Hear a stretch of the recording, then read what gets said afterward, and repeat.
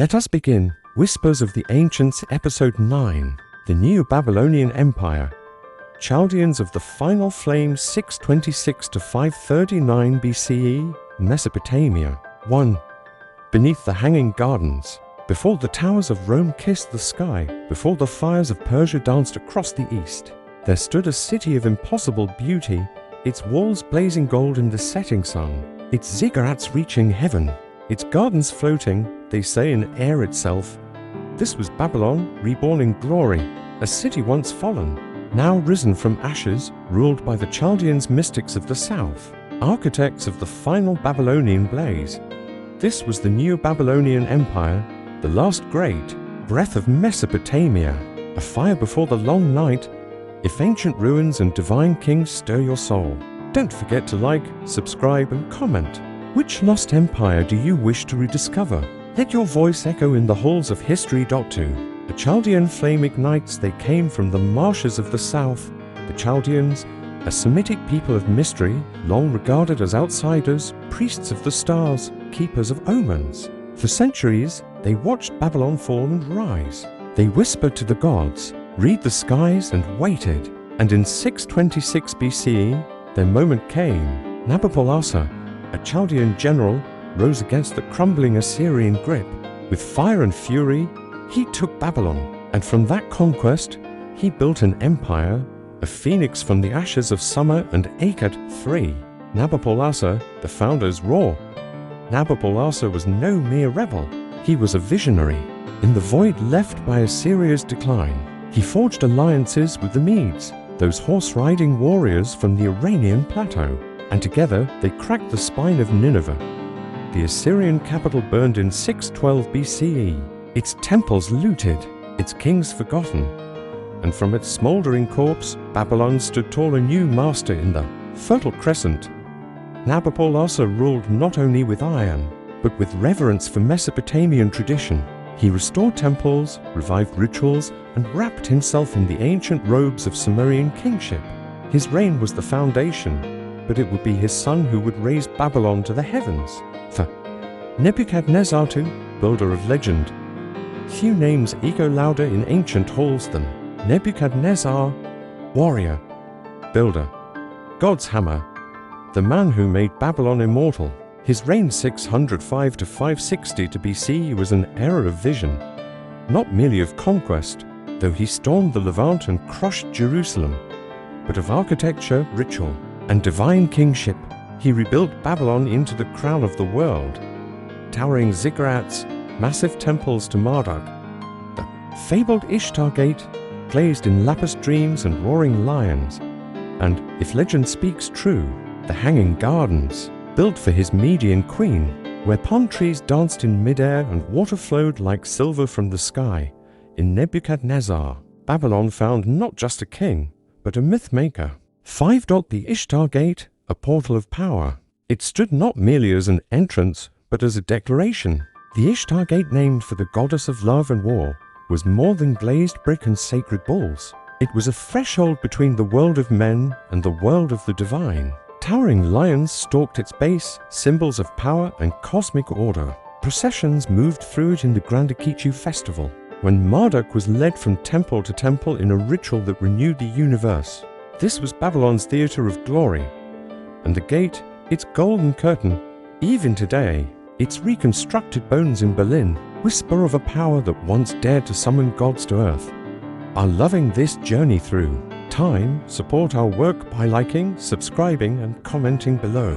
What ancient mystery do you want us to uncover next? 6. The fall of Jerusalem, echoes of exile. In 586 BCE, the world trembled. Nebuchadnezzar marched on Jerusalem, and after a brutal siege, the Temple of Solomon was destroyed, its sacred vessels stolen, its people taken into exile, thus beginning the Babylonian captivity. This moment would echo for centuries. In Jewish memory, Babylon became both a symbol of punishment and of cosmic justice.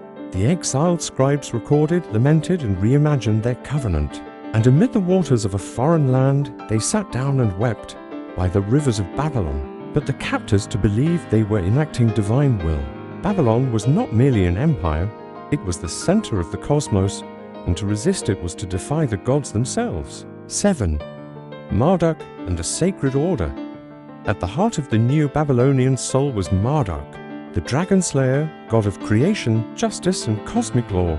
His temple, the Esagila, rose beside the towering Etemenenki the ziggurats and believe-inspired tales of the Tower of Babel.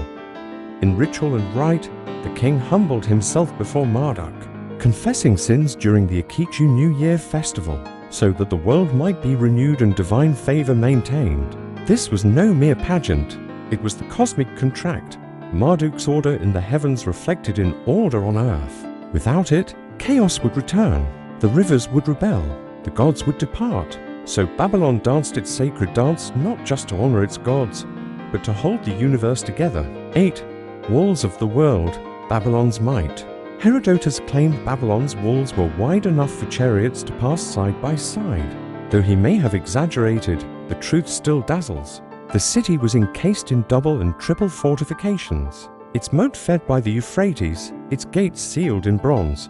Within those walls, urban planning sang, canals crisscrossed marketplaces, palaces gleamed with stone and cedar. To the ancient world, Babylon was a miracle, a city of impossible balance, both sacred and imperial, both engineered and enchanted. The Greek traveler Megasthenes would later write of its wonders in awe, as if he had walked through a dream made stone. 9. The Chaldean legacy of stars. The Chaldeans were more than kings and warriors. They were stargazers, the heirs of millennia of Mesopotamian astronomy. In the shadow of ziggurats, they watched the heavens and mapped the rhythms of gods and stars. They predicted eclipses, charted Venus, and named constellations still known today. Their work laid foundations for Hellenistic astronomy, influencing minds from Ptolemy to Galileo. They saw no boundary between the sacred and the celestial. For them, a star's flicker was a divine whisper, a sign of fate unfolding in the vault of heaven. 10. Nebuchadnezzar's madness, the divine humbling. In later stories, particularly in biblical tradition, Nebuchadnezzar is remembered not just for conquest, but for madness, driven by pride. They say he was struck down by God, wandering like a beast in the wilderness, his mind shattered by the weight of his own glory. Though history offers no Babylonian record of such madness, the tale reflects a deeper truth. Hubris brings ruin. The Chaldeans themselves believed no king, however mighty, could place himself above the gods. For in Babylon, divine balance was as fragile as it was sacred. Tell us in the comments, do you believe Babylon's fate was written in the stars? What other ancient empires should we uncover next? Like and subscribe to keep the echoes alive. 11. After Nebuchadnezzar, shadows at noon. Nebuchadnezzar's death in 560 to BCE was the turning of a tide. His successors Amel-Marduk, Neriglissar, Labashi-Marduk ruled briefly, erratically. Power shifted like desert wind. Then came Nabonidus, the last king, a curious man more priest than politician, who elevated the moon god Sin over Marduk. He left Babylon for years, living in the distant oasis of Tama in Arabia. This absence broke ritual, fractured tradition, and stirred unrest. As the king turned his eyes to foreign gods, the people began to whisper, had Marduk abandoned Babylon? 12. The Persian eclipse, fall of an empire. The answer came in 539 BCE. From the east, like a silent tide, Cyrus the Great of Persia swept in. The gates of Babylon opened without a fight. Some say the priests welcomed him, anything to restore divine order. Cyrus honored Marduk, restored temples, and freed exiled peoples, including the Jews, who returned to Jerusalem bearing his decree. But the age of Chaldean rule was over. The Neo-Babylonian Empire had lasted less than a century. A brilliant blaze, then ash on the wind. 13. Babylon remembered, echoes through time. Yet Babylon never truly died. Its bricks were scattered into the palaces of conquerors. Its myths were folded into scripture. Its name became legend, a symbol of vanity, sin, grandeur, and ruin. In the pages of the Bible, Babylon became the whore, the oppressor, a city punished by God. In later centuries, explorers and dreamers wandered through the ruins, seeking secrets beneath the sands. And today, its lion-lined gate stands in Berlin, Its gardens bloom in imagination, its stars still twinkle with Chaldean memory. 14. The gardens never grew. Truth behind the wonder of all Babylon's glories, none has captured the imagination like the hanging gardens, lush terraces suspended in the air, a paradise carved from stone and water. They were said to rival the heavens themselves. Some say Nebuchadnezzar built them for his Median wife, to soothe a homesick heart with green hills and flowing springs. And yet, no Babylonian text mentions them. No archaeological trace has ever confirmed their existence. Were they a Greek invention? A memory misascent from Nineveh or Susa? Or did they stand, briefly, a marvel of engineering and love, only to be swallowed by the silence of time? Like so much of Babylon, they exist now in a realm between myth and memory. 15. Language of empire. Akkadian's last breath. The Chaldeans, though rulers of Babylon, wrote in the ancient tongue of Akkadian, etched in cuneiform across clay and stone. But in their time, this script was fading. Aramaic, a fluid language of merchants and empire, was rising. Spoken across the lands, it would soon outlive the very walls of Babylon. By the time of Persia, Akkadian had become a relic, used in temples and rituals, but no longer living in the mouths of men. The final cuneiform tablets were pressed around the time of Christ, and then the stylus was laid down forever.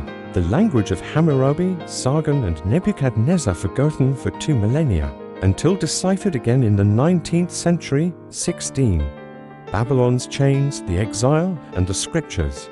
For the Hebrew people, Babylon was more than an empire. It was a crucible. In 586 BCE, Jerusalem fell. The temple was burned. The elite were exiled to Babylonian lands. There, by the rivers of Babylon, they wept and wrote. The experience reshaped their theology, deepened monotheism, and birthed key parts of what would become the Hebrew Bible. Babylon became a symbol, not just of loss, but of the power of identity, faith, and resilience in exile.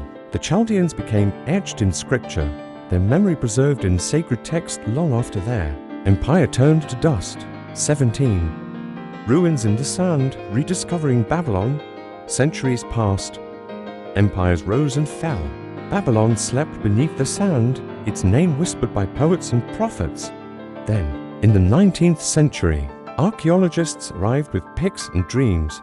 Robert Cole Dewey, a German excavator, uncovered massive walls, foundations of palaces, and the shattered remains of the Ishtar Gate.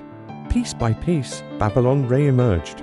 But the 20th and 21st centuries brought new wounds. Looting, war, and modern construction scarred the ancient site. The US military once built a base over part of the ruins, their tanks rolling across 2,600-year-old bricks. Today, Babylon remains a UNESCO World Heritage Site, but its future, like its past, hangs in delicate balance. 18. Chaldean echoes, the diaspora, and identity. Though the empire has long vanished, the Chaldean people live on. Modern Chaldeans, many of whom are Assyrian Christians, trace part of their identity to these ancient roots. Communities flourish in Iraq, the US, and beyond, and though their language is not Akkadian and their gods not Marduk, a thread endures. They remember Babylon not just as a name in textbooks, but as the origin of ancestors. The beginning of a long story written in exile, survival, and memory. 19. Legacy beyond time. Babylon's influence. Babylon's legacy is far greater than its military victories or calendar dates. Its architecture influenced Persia, its laws inspired Rome, its mythologies shaped Judaism, Christianity and Islam, the Tower of Babel, the Garden of Eden, the Great Flood, all bear echoes of Babylonian thought, recast in sacred narratives. Its zodiac signs spin above us still. Its math lives in our geometry and timekeeping. Its echoes flow through the rivers of human civilization like sediment beneath the current. Babylon was not just a city. It was a mirror reflecting humanity's greatest heights and deepest flaws. 20. Whispers beneath the dust. So now we stand amid the ruins of a fallen empire and ask, what is left? A cracked brick with Nebuchadnezzar's name, a star chart older than memory, a gate reborn in Berlin's museum halls, a phrase in scripture, "By the rivers of Babylon, the Chaldeans are gone." But their empire was a flare in the night sky, brief, brilliant, and eternal in echo. We remember them not because they lasted, but because for a time they reached for the divine, built wonders from dust, and ruled with dreams drawn from the stars. In the hush of ancient stone, Babylon still speaks. And if you listen closely, if you silence the world for a moment, you may still hear them, whispers of the ancients. If this journey stirred your curiosity, please like, subscribe, and share. Which civilization should we uncover next? Drop your suggestion in the comments. Your idea might become the next episode. Until then, let history speak, and let the ancients whisper once more.